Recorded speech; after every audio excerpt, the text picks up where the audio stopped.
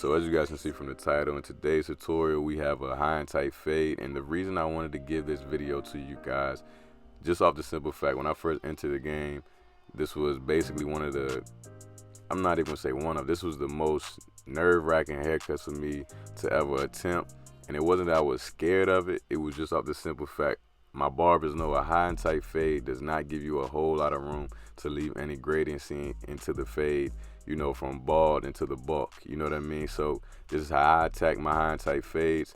You know, there's no right or wrong way to do it, but me, the way that I like to fade, I like to go ahead and, you know, show my gradiency from bald, light to dark, you know what I'm saying, in all my fades, you know. So we go in with our wall magic clips, and if you don't know, this is not your standard magic clip. This magic clip has a wall balding blade on it, therefore I converted my magic clips into a wall cordless balding clipper, you know what I'm saying, and I love it, you know what I mean, and just make sure that that first guideline is symmetrical around the head and it's neat. So then we go in with our anti-stylizer tools, and we go ahead and clean up right behind, you know, where our wall balding clipper left off at. And normally I don't use a trimmer to get behind my wall balding clipper, but being that I just got these stylizer tools, and I like to make sure, you know, it's bald, it's neat, and at the same time I want to get my stylizer tools enough time to kick in. So just cleaning up your bald fades, cleaning up your tapers, and lining up with them, you know, this will really give your trimmers and your blades enough time to kick in. You know, if you guys don't know what I mean when I say kick in, it's just, you got to get that, I guess, fresh factory stuff off the blade so they can go ahead and punch. They can be some heavy hitters. They can do what they got to do. So right after that, we're going with a wall cordless 5-star seniors with the lever all the way open, and we're going up about 1 inch. And you want to make sure after every few strokes, you want to comb the hair back down or either brush your hair back down.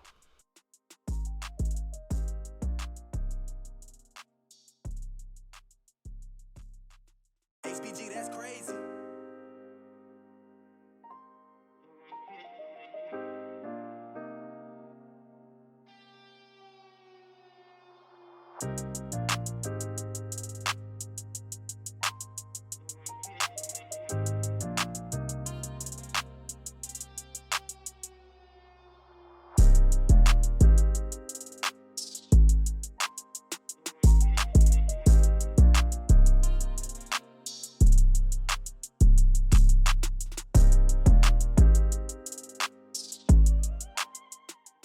So after you set in that second initial guideline, you want to come back in with whatever you use to set in that first initial bald guideline. In my case, I did use my wall balding clippers, but I came back with my stylizer tools just to, you know, make sure that bald was bald, you know what I mean? And what I'm basically doing now, I'm just nudging the line up a little teeny bit. As you guys can see from right here, where I'm nudging at right now is a tad bit higher than the back, you know what I mean? And that was just to ensure that I'm getting gradiency in my fade from bald to light to dark. Right now we have the lever all the way closed. Then after you nudge that line up a little bit more, you want to open it up halfway and do the exact same thing. So we're on halfway right now. We're just nudging it up, man. And another thing you can do, you know, I'm not doing it in this video, but you can stretch your skin, lay your hand on top of the client's head, and now, as you guys see, I just hit my lever one more time. So now we're just a hair before we're all the way open. And what I was saying is, you know, to ensure you got a good transition, your canvas is locked in and your hair is gonna, you know, stay where you want it to be, you can put your hand on top of your client's head, not squeeze it, but at the same time, you know, stretch the skin. That way, you know, you keep the hair tight and the hair is not all over the place, and you can get a good, you know, gradiency in your fade and a nice blend. So basically what I'm doing now, you know, I know you guys can see the first guideline is, well, the second guideline is gone, you know what I mean? So now we're just doing detail work. Little spots that I see are dark or they're not flowing together, you know, it's just lever play. So as you guys can see, I just flipped back to my lever close. And if you guys don't know what I mean when I say my lever, I'm talking about, you know, the arm that's on the left side of your clipper, you know. So now it's just basically detail work. After you detail your guideline, now you're going with your number 1 guard, which is all the way open, and you do the same thing. Keep it consistent, make sure that hair is laid down, make sure everything is flowing and cooperating the way you want that hair to cooperate, you know what I'm saying? And you know, after you set in that guideline and you get everything flush and everything flowing together, you keep that exact same guard on, which is your number 1 guard, and you just close the lever up. And you guys will see in very soon, in a couple seconds, what I'm talking about by closing the lever up. I'm just reassuring that the, hair is laying down and doing what it's got to do for me to get that nice fade. And if you guys are wondering why my clippers turned that way, my client hair actually grows that way. So that's another thing you guys want to be aware of. Pay attention to your client's hair growth pattern. That way, you're not cutting calyx. And when you go to fade it, it won't be all crazy and all over the place because you cut it, the opposite way that the hair is naturally growing. You know what I mean? And so right here, the lever is closed, and we're just hitting right up under where we had the one guard all the way open. And that just is setting us up for, success. It's not going to make us work too hard.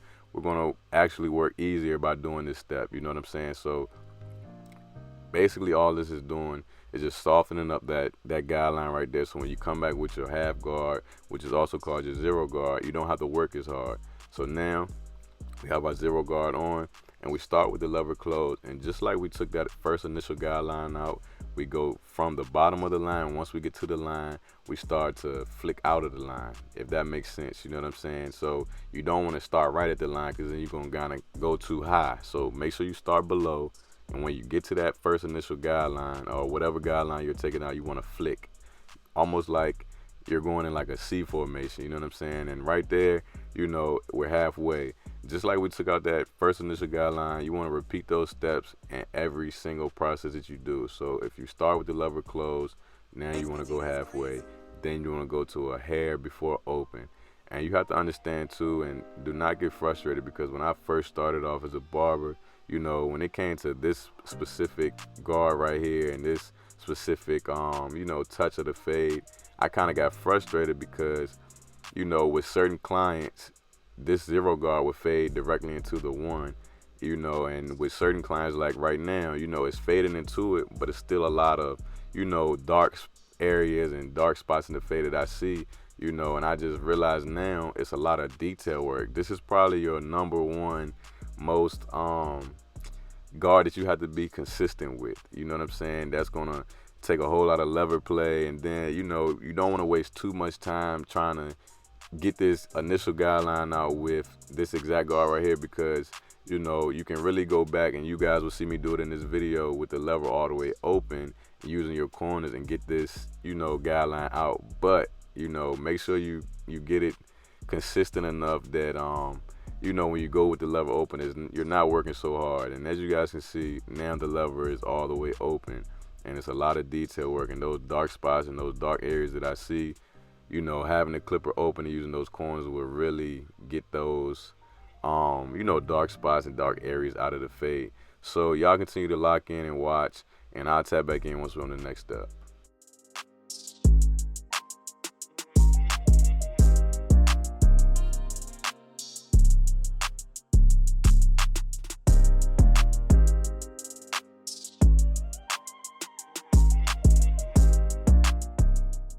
Now for the remainder of the video, you guys will pretty much be only seeing me detail this side of the fade. Remember, what you do to one side of your fade, you do to the other. You know what I'm saying? That's on all haircuts. That's with every single haircut you do. What you do to one side, you always do to the other. So right now, I have my half guard on once again. I'm just fine tuning my fade, trying to get that nice blurry fade, that nice gradiency in my fade, from 0, 1, 2, whatever the case may be. I'm just trying to get that nice gradiency in my fade. My camera shut off in this video right here, but I still wanted to give you guys, pretty much this haircut right here, because like I said in the beginning of the video, this is one of those haircuts I kind of was nervous to even attack, just because, it's not really a whole lot of room to fade into the bulk. This is how I attack all my high and tight fades, my Boosie fades, whatever this haircut is called. Let me know in the comment section where you guys are from and what is this haircut called, because I'm pretty curious to see what it's called in all these different locations.